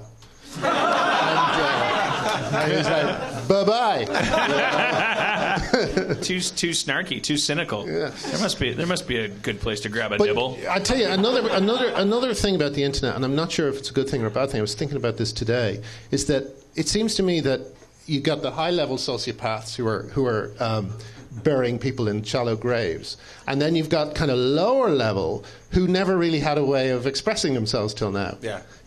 And it's these lower level sociopaths who are like the whole Gamergate thing at the moment. There was a discussion on one 8chan or 4chan, one of these things, where they were seriously discussing how they could make transsexuals kill themselves. Yeah. They were saying, this is operation, everything's an operation. This is Operation Junebug or something. We'll send them this, and there's a list of links of photographs to send transsexuals. Yeah, so it's a bunch of Zodiac killers who didn't kill people. They just like writing the letters. Exactly. Yeah. Or they It's who is the bully? That's the dangerous thing that's happened. Is like it. Is it? I got bullied. You can become a kind of person that's like I've felt that way so often. I've been in crowded restaurants and people, and I've thought, you know what? I'm feeling the exact same feelings right now that a supervillain feels. Like I would really like to blow this place up. Yeah. I would really like to. I would really like to not hurt, but just kill so many people. I would never the minute I'd have to go to a store and buy a red wire and a blue wire, which as far as I understand, is how you make a bomb. You didn't hear that here. I would go it's just too hard. Red wires and blue wires, and also not too hard, but also I'm not going to do it. I don't actually really be responsible because I can't handle it when someone calls me an asshole on Twitter. I don't want to see their body blow up. Maybe that's good though. For your low level, aspiring high level sociopath, for your low level sociopath, they're getting it out of their system. Maybe they're who knows? They're playing in a sandbox of adolescence, that's what an adolescent does. Your body is, and they don't like to hear this. I didn't like to hear this when I was an adolescent. No one likes to hear that your personality is based on blood chemistry. But you are fucking full of testosterone. Don't you lose empathy for a while when you're a teenager? It's 2 years you lose empathy. Well, and the parts of your brain that are lighting up are like the primate brain as it's going through puberty, the male primate brain. The violence and the sex sections are overlapping. I'm speaking really scientifically right now. You can look it up. I feel comfortable saying this because we've been there. We were all adolescent boys, all of us. The three of us at least. You remember the amount of the lack of control you had over what your ideas really were. You had no real. You were a puppet of of like, I mean, what a serial killer's testimony might call the dog next door. You were answering to a lower or higher calling. You were all horn dog, like weird, and it's not just about sex. It's not just about the fact that your dick is like a little wood paneling nail in your pants the whole time, from no matter how much you rub it. What goes with that is like your feelings about Dan Chogram. Were you doing that like a call out, like how you rub it? like the end of a commercial. How you rub it? No, I said, oh, you rub it. Oh, you rub it. He was having an epiphany. Oh, yeah. Oh, no, you rub it. Yes, you rub it. And sometimes, yeah. And that helps. After that 30, helps? it makes it go down. Okay. Yeah. Up until then, anybody's guess. And then you start taking the pills to keep it up. The personality that comes along with that, you're constantly like the kid. They do fucked up shit. Like kids left unchecked. I think Gamergate is mostly kids. Of course it is. You're Yeah. watching, and am I going to get fucking egged? Am I going to get my fucking social security number? Well, Sony already made sure that's going to happen. Graham, what years are there? Certain years that teenagers lose their empathy? I don't know. I read it somewhere. Again, not very scientific. I think. Did you go through a phase? I know I did. Like, I went through I guess I never thought of it like that. But did you go through a phase where you went through it? I probably, I did that thing where you care less about the people you love for a bit, maybe, But I was just so wrapped up in my own unhappiness that, I can't. What town are you from? Sorry? What town did you grow up in? Dublin. Dublin. Yeah. See, I had a roommate that was from Dublin, and he got his ass kicked daily. Is that why you saw Father Ted? No, my friends that turned me onto it are all Americans. Oh, okay. But they have, they all love like British TV and stuff, and Irish TV. But my friend is kind of British TV. Yeah, Maybe. exactly. My friend just describing being a preteen and a teenager in Dublin was just a daily deciding: do I run home and get beat up by my father, or do I turn and fight and fight like 40 people? Like it was. My mum used to. I never got that too bad. It was all psychological torture. But I used to be. My mum was always just full of stories about some kid who would just walk home and just get the shit kicked out of him for no reason. So, yeah, it was a bit fearful, It was weird though. Ireland. This was Ireland in the 70s and 80s. I was just thinking that's the thing about now is pornography. Is pornography a good thing? It's still a thing. Yeah. But do you still rub it in Ireland? But in Ireland, when you're going through that crazy, insane time. Before the internet and in a Catholic country, you had to hump a pillow. No, there were photography magazines, and there was a magazine called H&E, which stood for Health and Efficiency, and it was a nudist magazine that somehow got through the censorship by being about the nudism, which was a hobby. And there was always a really good-looking... like medical nudism. Yeah, but there was always a really good-looking woman on the cover, and you'd wander over and pretend to be looking at other things for a while, and then you just kind of reach up casually and take it down, look at it, and open it up, and everything was like old men and little kids holding hands. Oh, God. But the cover was always beautiful. Dan, don't rub it. Don't rub it. I'm a pretty firm believer that the mitigation of resources available to you when you're in that state are not, you can't farm that field to control the crop. Like you mean you'll always see weird stuff that you don't want to see? Or? Oh my God, I would you'd masturbate to a piece of driftwood. You got to be kidding me. Mork and Mindy? You live by the sea.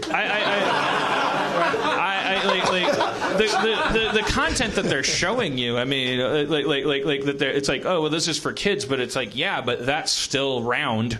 I remember being this age, but I did want to say one thing about that because it's like we're saying, like the Gamergate as relates to adolescent like uncontrollable rage and it's unrefined and it's like we've in America at least, I don't know how it works in Europe, but we have we love our infantilization. We love taking away ritual. We love taking away the things that used to mean something in a tribal society. They have been systematically, probably usually for good reasons, vilified and taken away and put in a bin. Because it's like, are you kidding me? This notion that a father and a son are more important than the government, that's fucking crazy. And it's like everyone kind of grows up. Children and our children in this childish country are like, they're particularly vulnerable. They're 14 years old and they're fucking on fire. Every cell in their body is on fire. And they do some cool shit sometimes. The Mountain Dew campaign, where they asked everybody to vote for a new flavor of Mountain Dew. You get to name our new flavor. And all sensitivity to to anybody that would be offended by this aside, please recognize the artistic integrity of this in the face of corporate oligarchy. Like, this is like the 4chan kids, all ganged up, and so let's flood this thing. And the new Mountain Dew flavor, they had to cancel it because the new Mountain Dew flavor was going to be called Hitler Did Nothing Wrong. For real?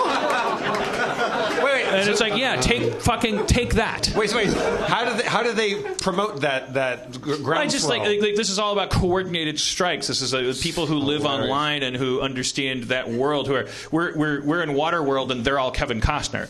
Like, they have the gills, so they dive down. They can drink their own pee and they can breathe underwater, and they know where the old world is. And the shame about it is that they don't use their powers for good. Well, they sometimes do. Sorry, I mean, again, with all due deference to anybody who was murdered by Hitler or anything like that, I just like that is an example of actually kind of, in my opinion, good, it's anti-corporate, anti-establishment energy, and it's fun, and it causes you to laugh, and that's good, and that's like that. You wouldn't do that if you were 25. You wouldn't do that if you were 35.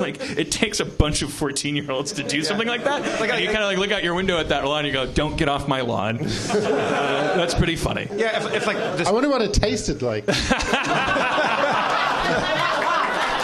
It was kind of like raspberry. And then the great thing was all the Photoshop images of what if they had let it through? What if they had been accountable to their own rules? So all the storefronts would be filled with these 2-liter bottles of Hitler Did Nothing Wrong. There's two old guys sitting on a porch and they've got their Iwo Jima hats on, and it's pretty good.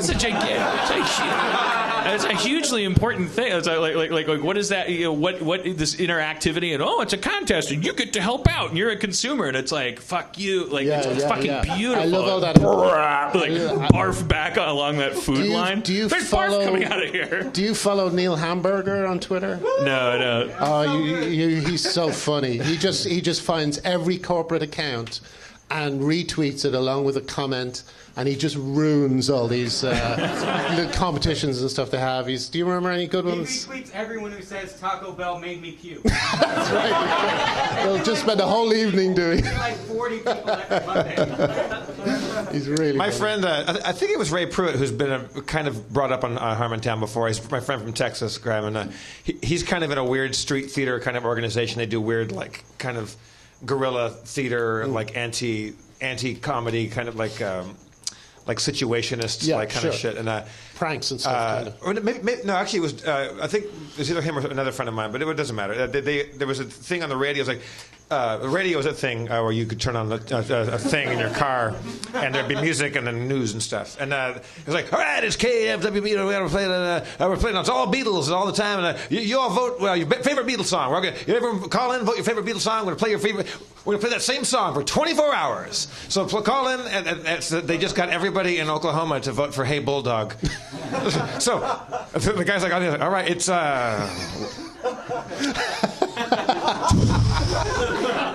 24 hours of Hable. Dum dum dum dum dum dum dum dum. And what is fucking, it's a Beatles song that you don't know, Dan Harmon. Oh, okay. It's not a bad song, but nobody wants 24 hours of it. 24 hours of anything. The radio station stuck to their guns and they played 24 fucking hours of Hey Bulldog. That's great. And everybody else just danced to it, and then they all got sick of it again, and they were sad about it. Uh-oh. It's the best Neil Hamburger tweet. Oh shit! I just got. Actually, could you read that? I just got new glasses, and I never wore glasses before because I'm getting old, you know, and I need glasses now. How did you? So it's frightening because I do this, and it's like this is everything's normal. How And I did do you this, find it's out? like, Did I'm you going to get headaches die. or something? Because Sorry. I started thinking I just don't seem to be able to read that sign across the road or whatever. So it just got a bit, but it's terrifying. I do this and I get sad. Well, let me see you without the glasses. That's what you normally look like. Yeah. You look like Jerry O'Connell a little bit. Jerry O'Connell? Who's Yeah. that? He's an American actor, right? Take him off. Look What's at he him in? there a little bit. Little Jerry What's he O'Connell. in? Yeah? Yeah, right? I'll take that. I'll take any actor over me. You ever see Jerry Maguire? Oh, yeah, okay. He's the quarterback, and he's Cuba Gooding's friend. And what else is he in? Sliders. Yeah. Sliders. I haven't seen Sliders. No, I haven't You seen should put him in IT Crowd. Yeah, okay. Okay, yeah. I'll do it. I'll be in it too. What was the Olive Garden tweet? I don't know. I don't have Adam Goldberg's Oh, thumb. no. Sorry, I turned it Can off. you remember what it said? That's Adam Goldberg. Adam says Goldberg's he- like our Gonzo from our Muppet Show. I'm what you'd call a backbencher. Okay. For us. The joke, Olive Garden says, please, in 3 words, name what describes Italian food. And he said, not Olive Garden. That's Adam Goldberg, everybody. Adam Goldberg.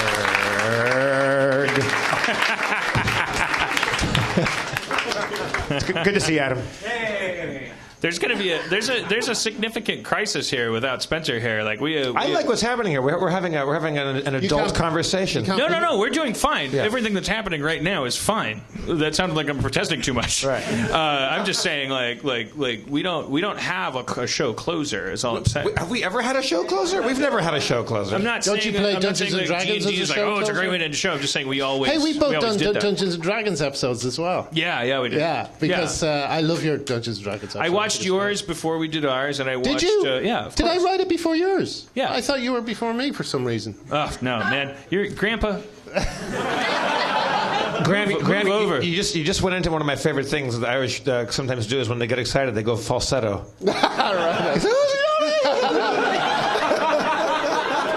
I love that. Did you follow me, Rainbow, all the way here?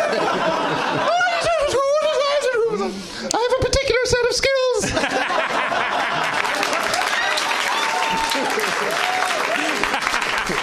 I'm not being scared by this guy. Watch out! Liam Neeson on the phone with his pot of gold. In a few minutes, they're gonna take you. Here's what you do. Tell him they get 3 wishes. I'm gonna grant them, but ironically.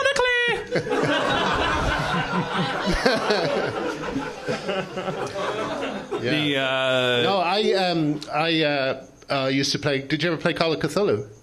No. Oh man, you should get into that. I'm kind of like I'm having I want to get into Lovecraft now. Yeah. Really late. Yeah, Like yeah. I just bothered to ask the question like, what is the deal with this Lovecraft shit? Yeah, I find him really hard to read. He's kind of, I find him a bit boring. But there's You're talking about reading H.P. Lovecraft, or is there a game called Lovecraft? No, there's a game called Call of Cthulhu based on H.P. Lovecraft okay. stories. And I was just talking about the whole milieu. Like I think it's interesting that there was a guy that died so long ago that wrote that people still to this day kind of you know it's easy to avoid. You should read. Like, read. I got other shit to do, but it's the like scariest take on Lovecraft I've read is actually Alan Moore's Lovecraft comics. Has anyone ever read them? Oh, Alan Moore wrote Lovecraft comics? Yeah, he wrote 2 comics that are just Lovecraft stories, and they're horrible. Oh boy, they're so that seems like a frightening. match made in hell. It's one of those things where you're reading it and halfway through you wish you weren't reading it. Well, that's the theme of Lovecraft's universe, right? Yeah. You get a book and you open it and you go like, oh my god, now you really feel like something maybe that's bad what he was is gonna going for. happen to you. Alan Moore is like a genius, right? Yeah, no, it's great, but it's horribly great. You know, it's. That's so funny that Alan Moore is like he's like a refined version of Stephen King, and that so much of his shit has been turned into bad shit. But he, unlike Stephen King, so he's like angry not about cool it. with any of it. Yeah, he hates it. Stephen King's like, all right, maybe The Shining was all right. I changed my mind. Yeah, I met him a few times, and and I told him I hadn't seen the Watchmen film, and he hugged me. To say you got to get out there. No. He's very happy that I didn't and wouldn't see it. You know, I gotta watch this. Like, there's a documentary that's very like gonzo, just him talking. Like, I didn't really realize. Last year I realized that Alan Moore was the common thread between so many things that were so culturally effective. I gotta get caught up on this guy. Yeah, he's great. What were you talking to him for? I went to a dinner and he was invited, I was invited to meet him by a comic shop in London called Gosh Comics, which is a great comic shop in London. And there's almost nothing you can say that someone won't clap for. That was a pretty deep cut. Somebody. Are you from London? Yes, oh, cool. Awesome. And we just had a nice dinner. You know. How are you going to make IT Crowd good for NBC? well, with Neil Goldman. The thing is, they very kindly asked me to come over after I kind of forced them to ask me, because all I want to do is pitch my idea of what the show could be over here, and it would be unfair for me to say it out here before I say it to them. But I think I was thinking about studio sitcoms in the States, and it seems to me there's only one show. There's two shows that are like my show that are in front of an audience in the States. Married with Children. Wow. Yeah, not like in terms of quality. It was the quality was up and down, but it was the same kind of. There was no quality.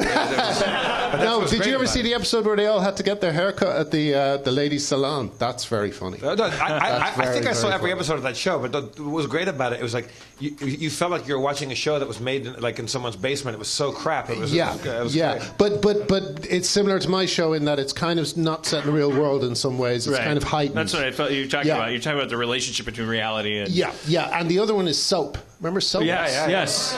Soap had that same kind of crazy... But I don't remember. But I remember Soap as a child, so I remember it as a grown-up show. So I don't remember it having mystical. They had, the ventriloquist dummy and all that sort of stuff.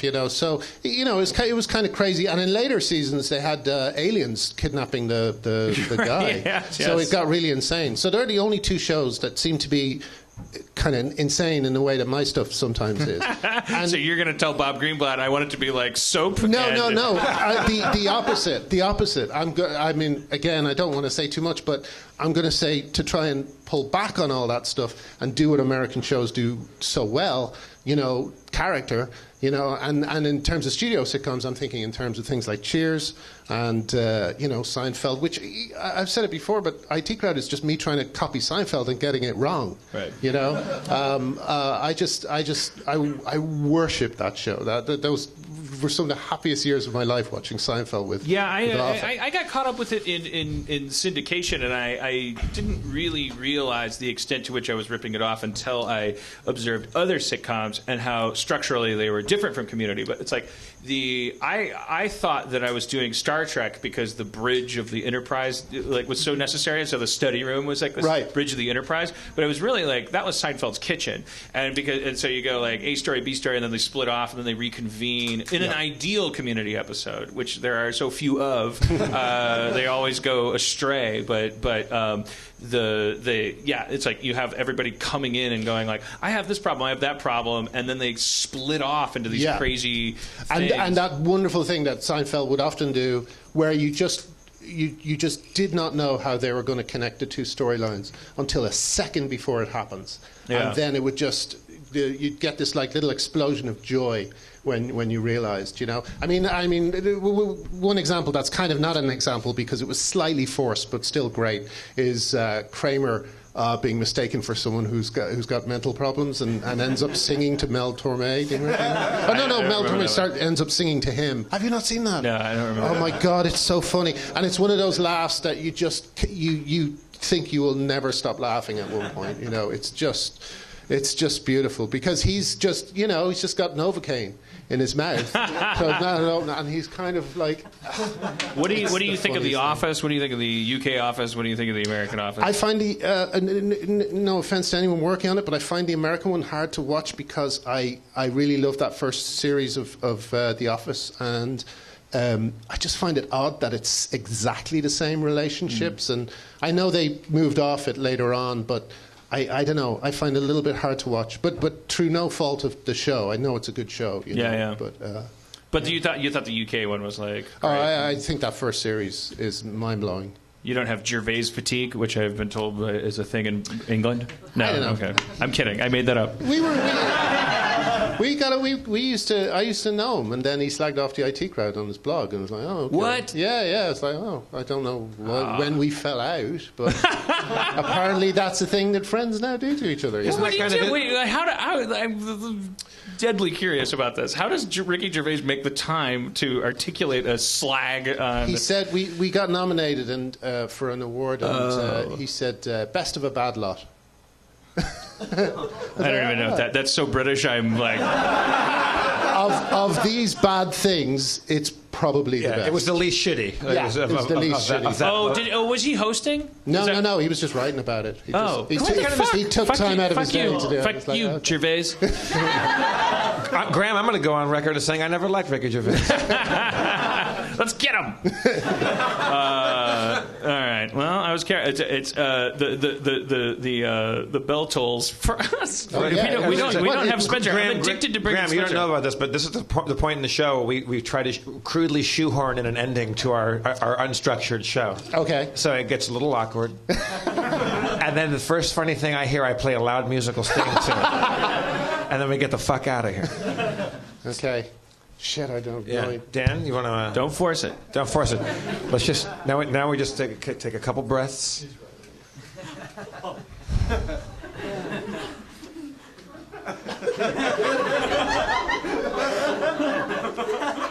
We're all going to die.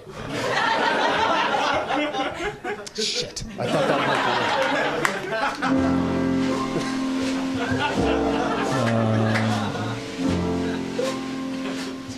it. Let's just embrace the sadness of this song.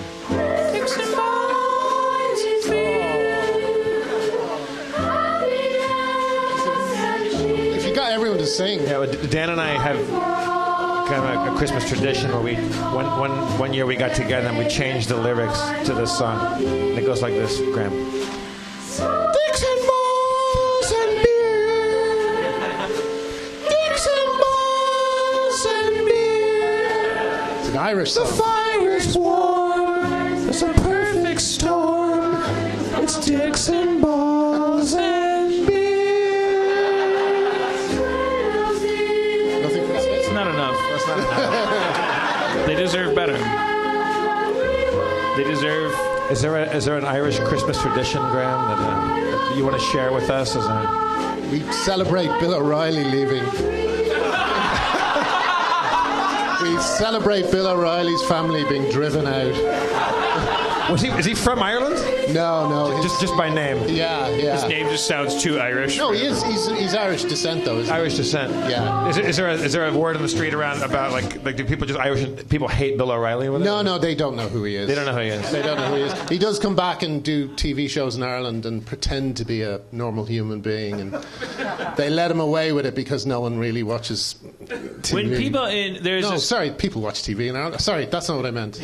I'm going to get guy so much trouble. Flanagan, who runs this venue here in LA, he's very Irish and he's very LA, and he was explaining to me that he said this. Now, like I'm submitting this to you. I want a yes or a no. Okay. He said vaguely racist. The Irish in Ireland, they actually, contrary to what you might think, they're not repulsed by the millions of Irish American tourists that flood to the homeland every year. They're kind of they kind of like it because the actual Irish represent like a certain amount, and like the idea that seed was spread, no matter how fat and gross these people are, that come back and buy these like keychains and refrigerator magnets. I don't know. I'd never really.